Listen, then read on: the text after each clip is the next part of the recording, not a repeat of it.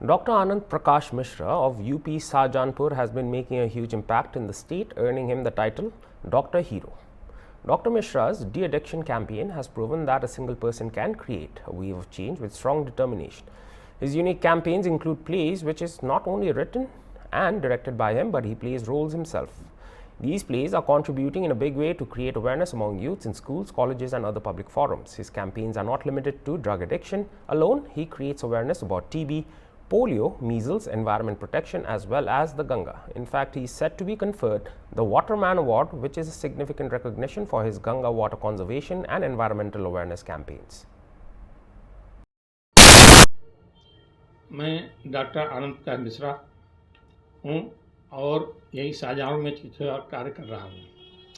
Sir, बहुत चीज़ें सामने आई हैं, आपकी अच्छाइयाँ और जो है आपकी गुणवत्ता सब सामने आ गई हैं और उसको लेकर के हम आज रूबरू हुए हैं आपसे।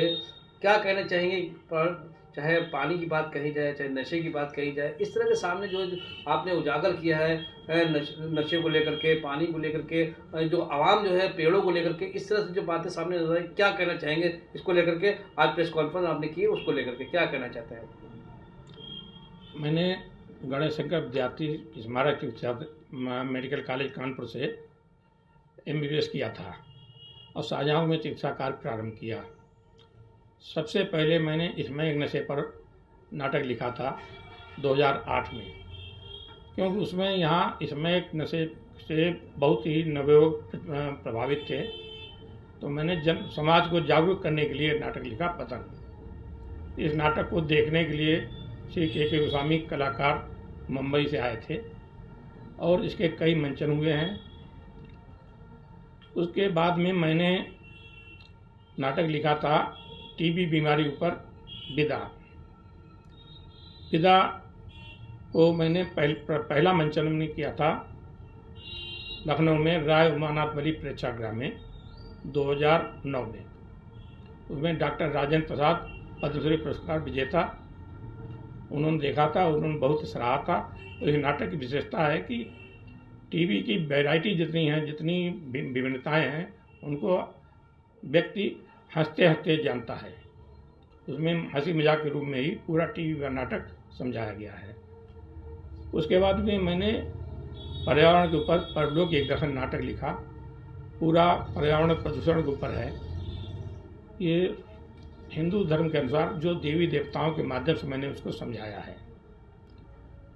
उसमें इंद्रपुरी का दृश्य दिखाया है। वहाँ पर आत्माएं आरोप लगाती हैं कि मुझे सूर्यदेव ने मारा है, क्योंकि सुबह सुबह लू लग के मैं आ गया मर के। तो विष्णु जी कहते हैं कि आपने गर्मी क्यों बढ़ा रखी सूर्यदेव से? तो सूर्यदेव कहते हैं मैंने गर्मी नहीं बढ़ाई है, बल्कि धरती को बचाए रखने के लिए जो ओजोन परत का सुरक्षा का जो आपने दिया था, उसको इन लोगों ने अपनी विषैली गैसें निकाल करके, ग्रीन हाउस गैसें निकाल के कारखाने या गाड़ियों से उसको छिन्न भिन्न कर दिया है, जो मेरी हानिकारक किरणों को और बढ़ी हुई ऊष्मा को रोक लेता था। जब वही छिन्न भिन्न हो गई है तो गर्मी तुमको सहनी पड़ेगी। तब विष्णु जी कहते हैं कि ऐसा करिए, आप अपनी गर्मी ऊष्मा कम कर लें। तो विष्णु जी सूर्यदेव कहते हैं कि भगवान, मैं आपकी आज्ञा नहीं टाल सकता था, मुझे अन्य ग्रहों को भी रोशनी ऊष्मा देनी होती है, इसलिए मैं मजबूर हूँ, गर्मी तो उनको सहनी पड़ेगी। फिर उसी संदर्भ में पवन देव बुलाए जाते हैं, वो अपना कहते हैं। फिर वनदेवी आती हैं, वनदेवी भी कहते हैं कि जहाँ मेरे जंगल हुआ करते तो वहाँ पर इन लोगों ने अपने कारखाने खोल दिए हैं, वहाँ पे पत्थरों के शहर बना दिए हैं। जहाँ मेरे पौधे ऑक्सीजन निकाला करते थे, वहाँ पर से अब कार्बन डाइऑक्साइड निकलती है। हवा में ऑक्सीजन संतुलन तो बिगड़ना ही था। और कहती हैं भगवान, ये लोग अपने जीवन में एक पौधा तो लगाते नहीं हैं, लेकिन मरते समय एक पेड़ लकड़ी जरूर ले जाते हैं। आखिर ये कब तक चलेगा, कब तक चलेगा, कब तक चलेगा? तो विष्णु जी कहते हैं कि ठीक है, इनसे गलती हो गई, लेकिन आप और पौधे क्यों नहीं लगाती हैं? तो कहते हैं मैं बहुत लगाती हूँ, लेकिन न धरती नीचे पानी है न ऊपर पानी है। पौधे तो बढ़ने के लिए पानी की आवश्यकता पड़ती है। फिर मेघदेव बुलाया जाता है।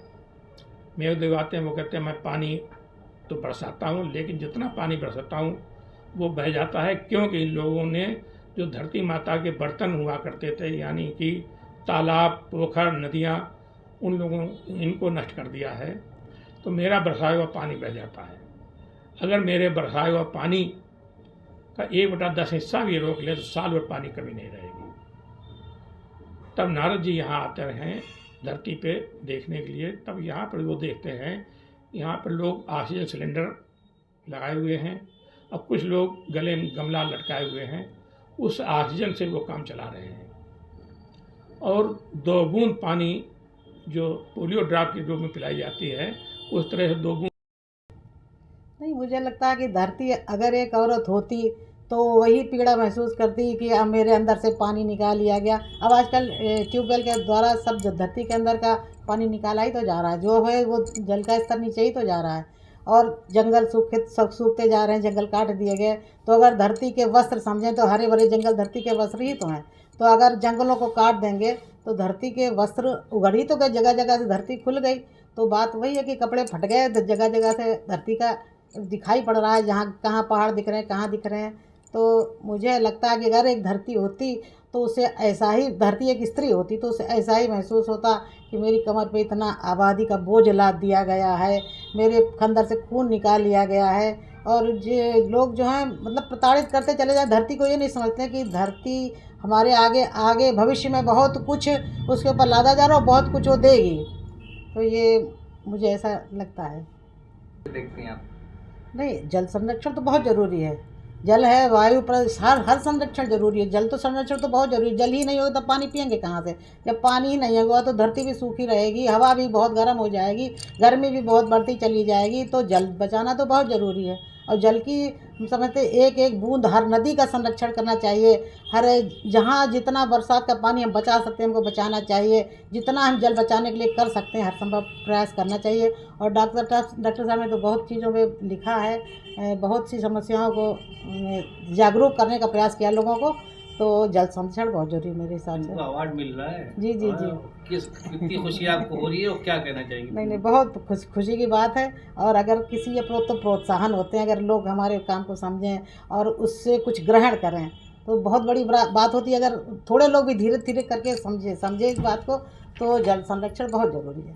सर, कहा जाता है कि जो है हर कामयाबी के पीछे किसी औरत का हाथ होता है, आपके पीछे किसका हाथ है? ऐसा है कि अगर आपका सहयोग न होता तो मैं इस क्षेत्र में बढ़ ही नहीं पाता। नाटकों में, लेखन में भी, संवाद लेखन में भी और अभिनय में भी पूरा सहयोग रहा है।